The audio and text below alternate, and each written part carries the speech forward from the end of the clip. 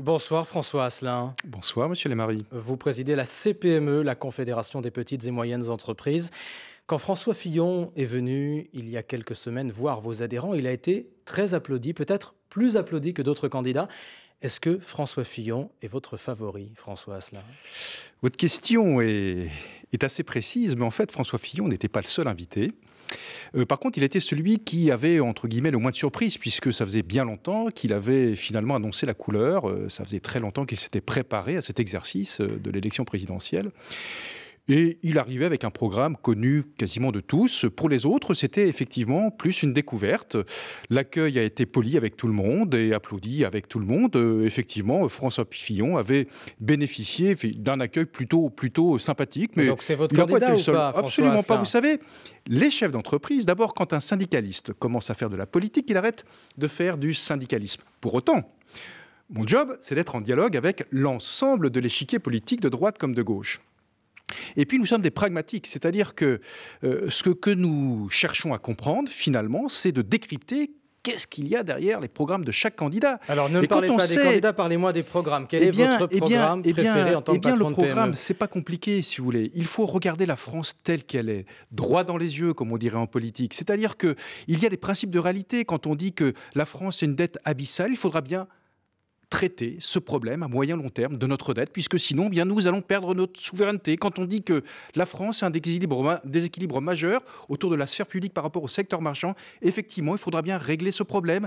Vous savez, la richesse est créée dans le secteur marchand. Le secteur marchand, c'est qui? Ce sont nous. Les entreprises, les PME, les TPE, c'est 98,5% du tissu économique de notre pays. C'est la moitié de l'emploi salarié. C'est là où il y a le réservoir de création de richesse. Il faut donc miser sur les entreprises. Et quand on regarde ce que font les candidats, ceux qui vous disent que la dette n'est pas un problème, eh bien, en bon pragmatique que nous sommes, nous disons attention, il ne faut pas écouter ces choses-là. Lorsque on dit que demain, eh bien, on va pouvoir baisser l'âge de départ en retraite, ne soyons pas naïfs. C'est quasiment impossible.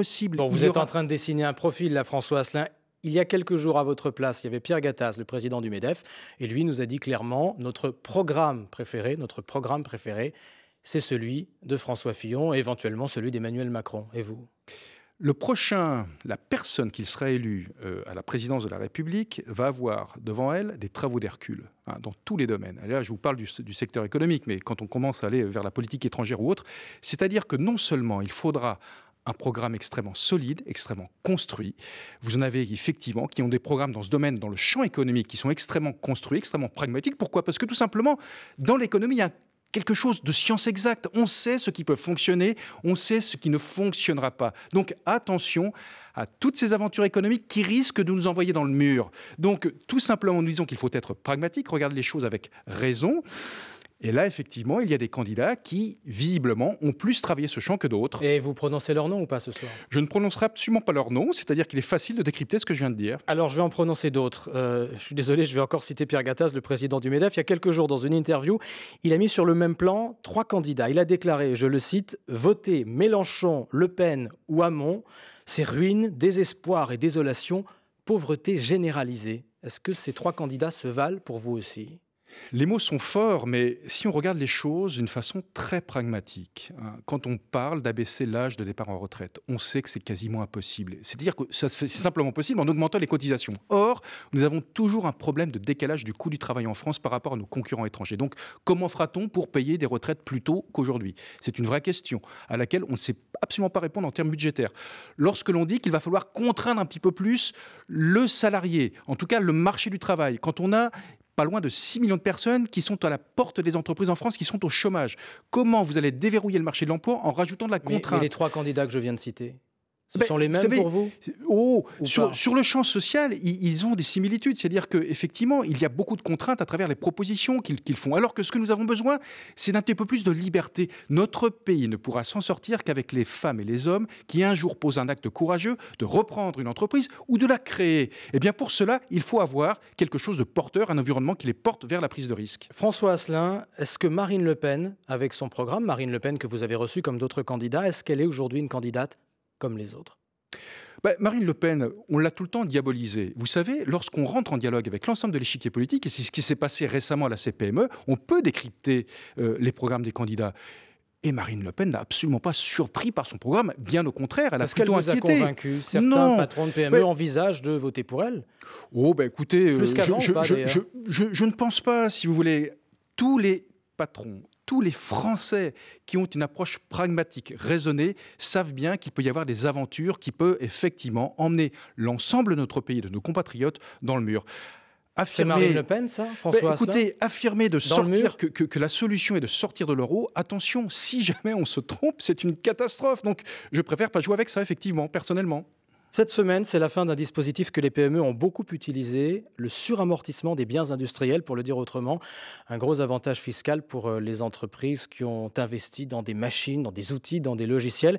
Est-ce qu'il va vous manquer ce dispositif? Alors c'est l'illustration, le suramortissement, c'est l'illustration de quelque chose C'est qui a François très bien Hollande qui vous l'avait fonctionné. proposé, ça. Tout à fait. Vous savez que François Hollande, ça, on peut au moins lui être, en tout cas, redevable de la politique de l'offre et à travers, effectivement, inciter à l'investissement avec ce projet enfin, en tout cas, cette mesure de suramortissement. Elle était prévue jusqu'à la fin de l'année 2017 et elle va s'arrêter le 14 avril. Une illustration de ce que nous ne voulons plus vivre, nous, dans notre pays, à savoir cette incertitude fiscale où on a un pas en avant, deux pas en arrière. C'est une excellente mesure qui a bien fonctionné. On a vu l'évolution de l'investissement des entreprises progresser d'une façon tout à fait soutenue en fin d'année 2016. C'était bien parti pour le début de l'année 2017. Là, effectivement, avec ce coup d'arrêt, nous risquons de constater que l'investissement... Est-ce que les investissements sont en train de ralentir dans les PME? Ils risquent de ralentir, effectivement. Alors d'abord, vous avez le contexte politique, qui n'est pas, effectivement, on sait, on a besoin de confiance pour investir. Donc on attend que cet épisode de l'élection présidentielle donc vous voulez que ce soit rétabli par le prochain locataire de l'Élysée? Écoutez, ça serait une mesure en tout cas qui a fait ses preuves. Restons sur des mesures qui fonctionnent. En même temps, dernière question, réponse rapide. Est-ce que c'est à la collectivité de financer les investissements des entreprises avec cet avantage fiscal? C'est à la collectivité d'investir dans le secteur marchand, c'est clair. Et on ne pourra le faire que si l'État récupère des marges de main-d'œuvre. C'est pour ça que tant que vous aurez un déséquilibre budgétaire... Vous tendez la main pour qu'on vous aide, vous les PME, c'est ça? Absolument pas. C'est des vases communicants qui profitent à tous les Français. Quand l'entreprise investit, derrière, il y a de l'embauche. François Asselin, le président de la CPME, invité de l'Interview Éco. Merci. Merci.